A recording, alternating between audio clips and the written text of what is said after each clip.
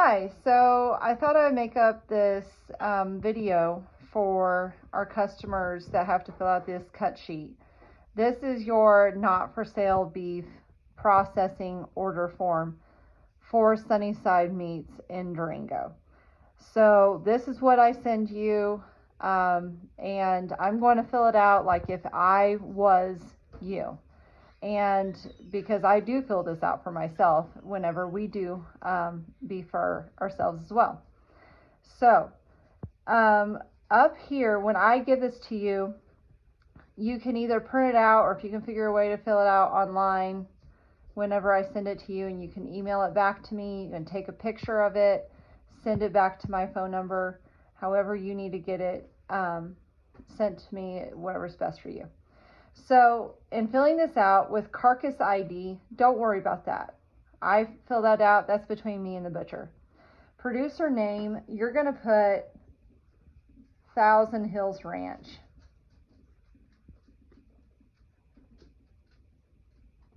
And you're going to put your email, you're going to put your name, your phone number, your address. And then basically everything that's not check marked is going to be put into ground beef.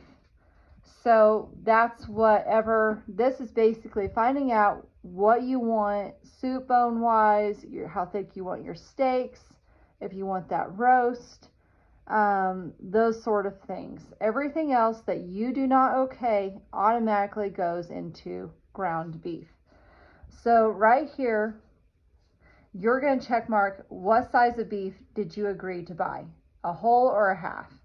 So usually I do get the half for us because we hunt a lot, so that makes up a nice little portion for us. Stew meat here, you need to choose either a whole or half-pound packages.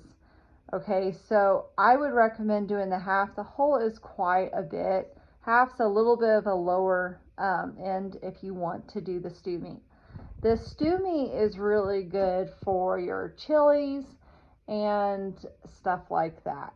So now with skirt steak and flank steak are not my preference.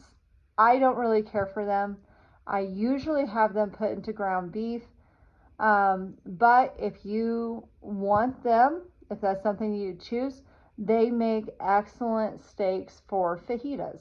So that's something to keep in mind. I get a lot of that with my deer meat, so I usually don't even worry about them. I'd rather have them as ground beef. They're more handy to me. Short ribs, I do the short ribs sometimes I don't. It just depends if we feel like messing with them or not.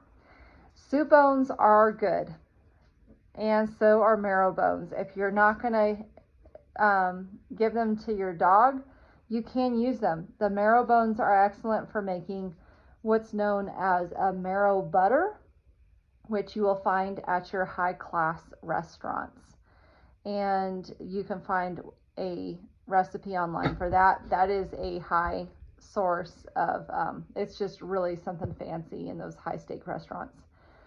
Or you can also get your marrow bone, put it in with your crock pot with your roast, pressure cook it into that. Let that marrow really saturate into your meat. It does add more flavor. You don't have to do that if you don't want to. The roasts are amazing as they are. Now the brisket, you can either have it a big brisket or cut in half. I personally like to cut them in half because I like to just have that. Now the tri-tip roast, I do. Some people like them as a steak. So if you want tri-tip steaks, what I suggest is you put the lines for the roast and put steaks. And then you're going to put your thickness of steaks. And I would recommend a 3/4 inch. Okay? So if that's something you would prefer, if you just want the roast, leave it alone. And just make sure you check mark it. Everything you want, you need to make sure you check mark. Now in this box, you need to choose one of the following. You need to either choose your how heavy of a pound of rib roast, which is a max of 7 rib, or your how thick of a boneless ribeye steak you want, Or how thick of bone-in rib steaks do you want? Your ribeyes are very good steaks. A little bit of a generic cut is the 3/4 inch.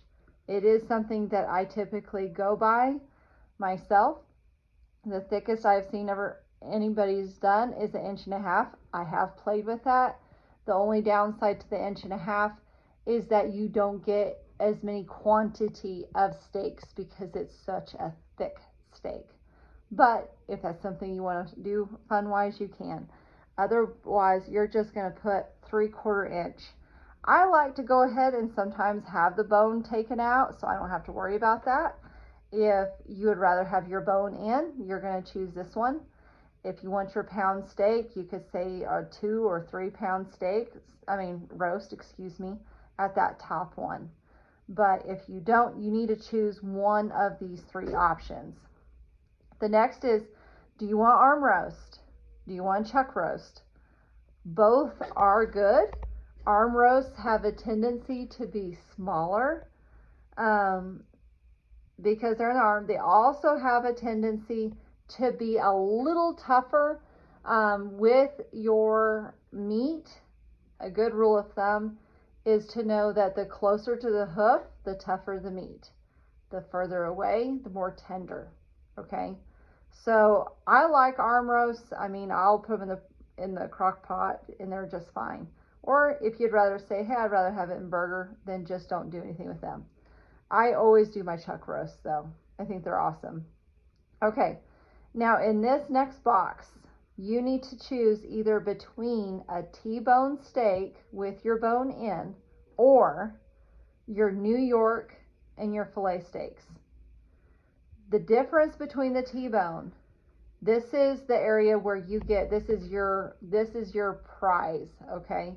So if it's a really large T-bone, you're going to be looking at a porterhouse steak. That's where there's a lot of meat on both sides of that T-bone. That a porterhouse steak is just a really big T-bone. Now, if you get that T-bone taken out, then you end up with a New York on one side and your filet mignons on the other side, okay? So you just need to choose which one you would rather have. That's totally a preference, and if you want. I usually will do the filet mignons, and then I can do maybe, say I want my filet mignons to be really thick. I might go up to 1 inch on them. And then the top sirloin steaks, awesome steaks. They're usually quite large.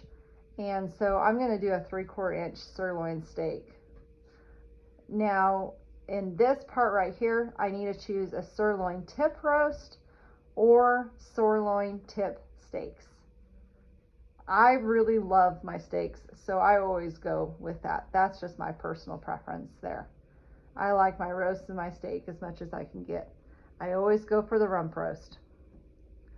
The round steaks, some people love them. I'm not crazy about them. I think they can be a little sinewy. I would rather have it put into ground beef, but I know a lot of people love their round steaks. So if you want that, you're gonna put the thickness that you want there.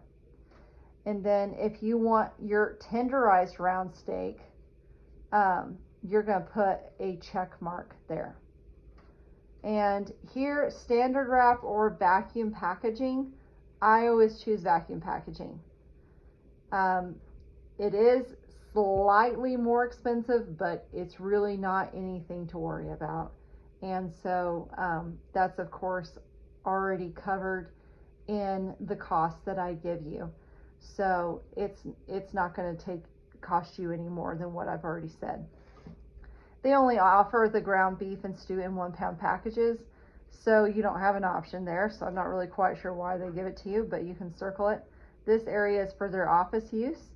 And down here you have varieties. You can choose to have those if you would like. If you want the tongue, the liver, the heart, the kidney, the sweetbreads, the oxtail, put a check mark by them. They will make sure that that is put into a box for you. Okay, And then once that's filled out, you just shoot that over to me, whether it's in my email, Thousand Hills Ranch with the number 7 at the end at gmail.com, or you can text it to my number 970-507-0186. Hope this clears up any mud in the water and you guys will enjoy your beef, because I know we do. Thank you.